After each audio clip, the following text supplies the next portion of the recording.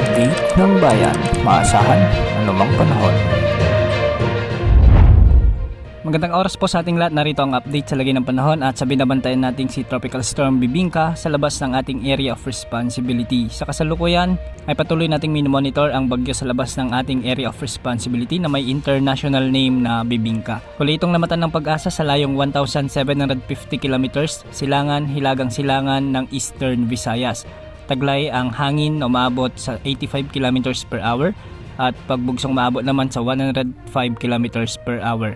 Kumikilos ito ng hilagang kanluran sa bilis na 20 kilometers per hour. Dahil nga dito, nararamdaman na ang trough o extension nito sa bahagi ng Eastern Visayas, Caraga at Davao Region. Kaya ang mga lugar na ito ay makakaranas ng bagyang maulap na kalangitan na may mga kalat-kalat na pagulan at pagkidlat pagkulog. Posible ang mga flash floods at landslide, lalo na kung may mga katamtaman hanggang sa kung minsan ay malalakas na pagbuhos ng ulan. Dahil pa rin sa southwest monsoon, asahan din ang maulap na panahon na may mga kalat-kalat na pag-ulan at pagkidlat-pagkulog sa bahagi ng Palawan at Occidental Mindoro. Posible pa rin ang mga flash floods at landslides, lalo na kung may mga minsan ay malalakas na pagbuhos ng ulan.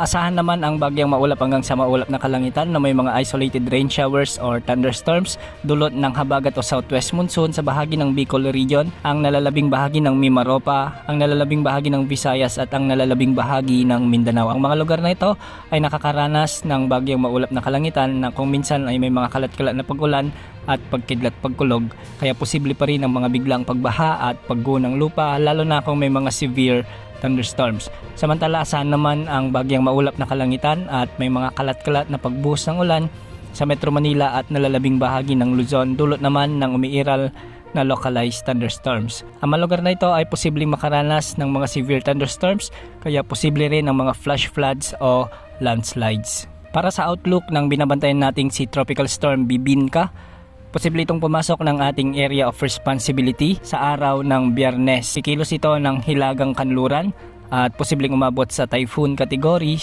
pagsapit ng Huwebes. Hindi naman inaasahang maglalandfall o nakikitang tatama ito sa anumang bahagi ng ating kalupaan, ngunit hihila ito ng malakas na habagat na siyang posibleng magpaulan sa bahagi ng Mindanao at Visayas, at kalaunan ay posible na ring makaapekto ang habagat nito sa bahagi ng Southern Luzon. Malawak ang kaulapang sakop nito, kaya asahan na makakaapekto ang habagat na hilain nito sa malaking bahagi ng ating bansa sa mga susunod na araw, lalo na pagsapit ng weekend. Samantala, ayon naman sa inilabas na Tropical Cyclone Threat Potential Forecast ng Pag-asa, isa pang potential na bagyo ang mabuo pagkatapos ni Tropical Storm Bibingka na lumabas sa ating area of responsibility.